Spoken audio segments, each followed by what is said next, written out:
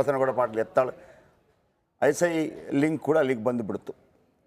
ನೋಡಿ, ಒಂದು ಈ ಕಾಂಗ್ರೆಸ್ ಅಂತಕ್ಕಂತಹ ಏನು ಪಕ್ಷ ಇದೆ, ಇದು ಓಲೈಕೆ ರಾಜಕಾರಣದ ಪರಮೋಚ್ಚ ಅವಧಿಗೆ ಯಾವಾಗ ತಲುಪುತ್ತೆ ಆವಾಗೆಲ್ಲನೂ ಸಹ, ಅಥವಾ ಅಧೋಗತಿಗೆ ತಲುಪಿದಾಗ ಪರಮೋಚ್ಚ ಅವಧಿಗೂ ತಲುಪುತ್ತೆ.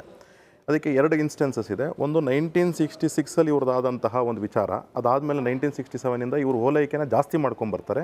ಆಮೇಲೆ ಇಂದಿರಾ ಗಾಂಧಿಯವರು ಡೈರೆಕ್ಟಾಗಿ ಓಪನ್ ಆಗಿ ಮೀಟಿಂಗ್ಗಳಲ್ಲಿ ಹೇಳ್ತಾ ಇದ್ರು, ನಾವು ಮುಸಲ್ಮಾನರಿಗೆ ಮತ್ತು ದಲಿತರು ಮತ್ತು ಒಂದಷ್ಟು ಒಕ್ಕೂಟಗಳನ್ನು ಸೇರಿಸ್ಕೊಂಡು ನಾವು ಮತ ತೆಗೆದುಕೊಂಡು ಅಧಿಕಾರ ಪಡ್ತೀವಿ ಅಂತ ಹೇಳತಕ್ಕಂಥ ಅನೇಕ ಸಿಚುವೇಶನ್ಸ್ ಆಗ್ತಿತ್ತು. ಅದೇ ರೀತಿಯೇ ಈಗ ಕಾಂಗ್ರೆಸ್ನವರು ಇಂಡಿಯಾ ಅಂತ ಏನು ಒಕ್ಕೂಟ ಮಾಡ್ಕೊಂಡಿದ್ದಾರೆ, I.N.D. ಅಂತ ಏನು ಒಕ್ಕೂಟ ಮಾಡ್ಕೊಂಡಿದ್ದಾರೆ, ಇದರಲ್ಲಿ ಅವ್ರಿಗೊಂದಷ್ಟು ಅಡ್ವೈಸರ್ಸ್ ಇದ್ದಾರೆ ಅಂತ ಒಂದು ಮಾಹಿತಿ. ಆ ಅಡ್ವೈಸರ್ಸ್ದು ಏನು ವಿಚಾರ ಅಂತ ಹೇಳಿದ್ರೆ, ಇದೇ ಕಾಂಬಿನೇಷನಲ್ಲಿ ನಾವು ಹೋದರೆ ಚುನಾವಣೆ ಗೆದ್ಬಿಡ್ತೀವಿ.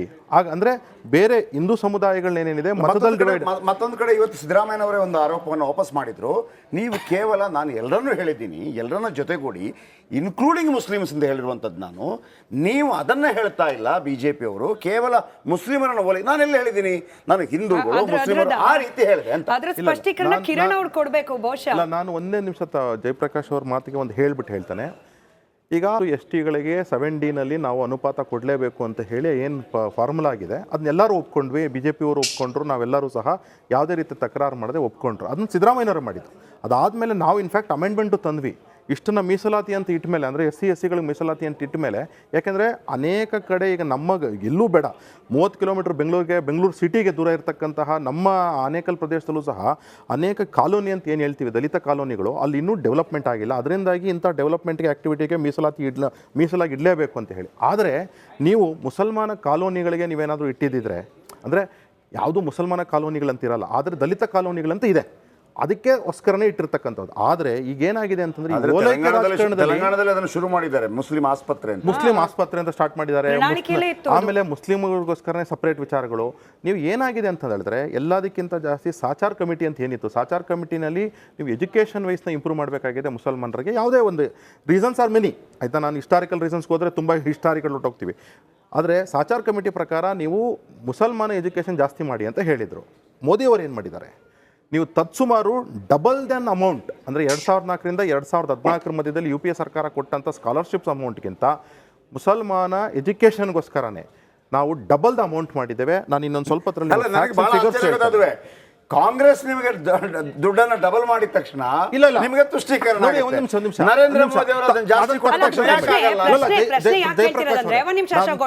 ಕಿರಣ್ ಅವ್ರಿಗೆ ಒಂದು ಹಿಂದಿನ ಇತಿಹಾಸ ನೆನಪು ಮಾಡ್ಬಿಟ್ಟು ಪ್ರಶ್ನೆ ಕೇಳ್ತೀನಿ. ಸೋಷಿಯಲ್ ಮೀಡಿಯಾದಲ್ಲಿ ವೈರಲ್ ಆಗ್ತಿದೆ ಕೂಡ. 2006 ಮನಮೋಹನ್ ಸಿಂಗ್ ಹೇಳಿದ್ದೇನು, ದೇಶದ ಸಂಪತ್ತಿನ ಮೊದಲ ಹಕ್ಕಿರೋದು ಮುಸಲ್ಮಾನರಿಗೆ. ಸಿದ್ದರಾಮಯ್ಯ ಅವರು ಹೇಳಿದ್ದೇನು, ಮುಸಲ್ಮಾನರಿಗೆ ಕೊಡುವ ಅನುದಾನ ಪ್ರಮಾಣವನ್ನ 10,000 ಕೋಟಿಗೆ ಹೆಚ್ಚಿಗೆ ಮಾಡ್ತೀನಿ, ನಾನ್ ನಿಲ್ತೀನಿ ರಕ್ಷಣೆಗೆ, ನಾನ್ ನಿಲ್ತೀನಿ ಅವರ ಪರವಾದ ನ್ಯಾಯಕ್ಕೋಸ್ಕರ. ಯಾಕಿದು ಓಲೈಕೆ ಅಂತ ಕರಿಬಾರ್ದು? Simple question. ಇದು ಓಲೈಕೆ ಅಲ್ಲದೆ ಬೇರೆ ಏನು? ಮೇಡಮ್, ರಾಜಕೀಯದ ಒಂದು ಸ್ಟೇಟ್ಮೆಂಟ್ಗಳು ಹಲವಾರು ಒಳ ಅರ್ಥಗಳನ್ನು ಕೂಡಿರುತ್ತೆ. ಏನಕ್ಕೆ ಅಂದರೆ, ಈವರೆಗೂ ಇವಾಗ ನೋಡಿ, ಮುಸಲ್ಮಾನರ ಕರ್ನಾಟಕದಲ್ಲಿ ಜನಸಂಖ್ಯೆ ಇರೋದು 12.92 ಇಂದ 14% ಮುಸಲ್ಮಾನರ ಜನಸಂಖ್ಯೆ ಇದೆ. ಕರ್ನಾಟಕ ಟ್ಯಾಕ್ಸ್ ಕಟ್ತಾ ಇದ್ದು ಅರೌಂಡ್ 6.7 ಲ್ಯಾಕ್ಸ್, ಡೈರೆಕ್ಟ್ ಟ್ಯಾಕ್ಸ್ ಬಂದು 1.4 crore ಚೇಂಜ್ ಲ್ಯಾಕ್ಸ್ ಕೋಟಿ ಟ್ಯಾಕ್ಸ್ ಕಟ್ತಾ ಇದೆ ಸೆಂಟ್ರಲ್ ಗೌರ್ಮೆಂಟ್ಗೆ. ಇದರಲ್ಲಿ ಮುಸಲ್ಮಾನರು ಟ್ಯಾಕ್ಸೇ ಕಟ್ಟಿಲ್ವಾ, ಏನು ಇದೇ ಮಾಡಿಲ್ವಾ? ಆದರೂ ಸಹ ಬೇರೆ ಬೇರೆ ಆದಂಥ ಏನು ಸಬ್ ಕ್ಲಾಸಸ್ಸು, ಬ್ಯಾಕ್ವರ್ಡ್ ಕ್ಲಾಸಸ್ಗೆ ಅನುದಾನ ಕೊಡ್ತಾ ಇದ್ದೀವಿ ಹೊರತು ಮುಸಲ್ಮಾನರು ಕಮ್ಮಿ. BJP ಅವಧಿಯಲ್ಲಿ ಎಷ್ಟು ಕೊಟ್ಟಿದ್ದಾರೆ? 1,500 ಕೋಟಿ ಕೊಟ್ಟಿದ್ದಾರೆ. ನಾವು 5,000ದಿಂದ 10,000 upliftment of socio economic backward classes ಮಾಡಿದ್ರೆ ನೀವ್ ಯಾಕಿದು? ಇದೇ ನರೇಂದ್ರ ಮೋದಿ ಅವರು ಕ್ರಿಶ್ಚಿಯನ್ಸ್ 1.87% ಅಷ್ಟೇ, ಸಿಖ್ಖರು 0.05% ಅಷ್ಟೇ ಇರೋದು.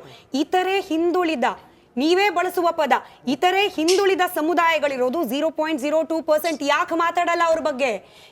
ಇದಕ್ಕೆಲ್ಲ ಕಂಪೇರ್ ಮಾಡ್ಕೊಂಡ್ರೆ ಎಲ್ಲಿ ಅಲ್ಪಸಂಖ್ಯಾತರು ಮುಸಲ್ಮಾನರು, ಎಲ್ಲಿ ಅಲ್ಪಸಂಖ್ಯಾತರು? ನೀವು ಹೇಳ್ದಂಗೆ 12%.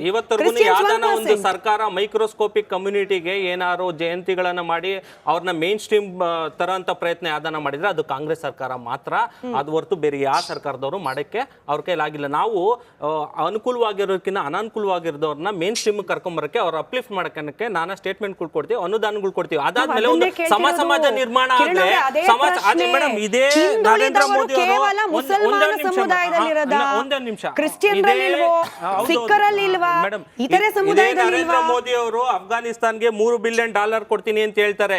ಇದು ನಮ್ ಟ್ಯಾಕ್ಸ್ ಮನಿ ಅಲ್ವಾ, ಅಲ್ಲಿ ತಗೊಂಡೋಗಿ ಕೊಡ್ತಾರೆ. ಅಫ್ಘಾನಿಸ್ತಾನ ಯಾರಿದ್ದು ತಾಲಿಬಾನ್ ಆಕ್ಯುಪೈಡ್ ಅಫ್ಘಾನಿಸ್ತಾನ ಇರೋದು.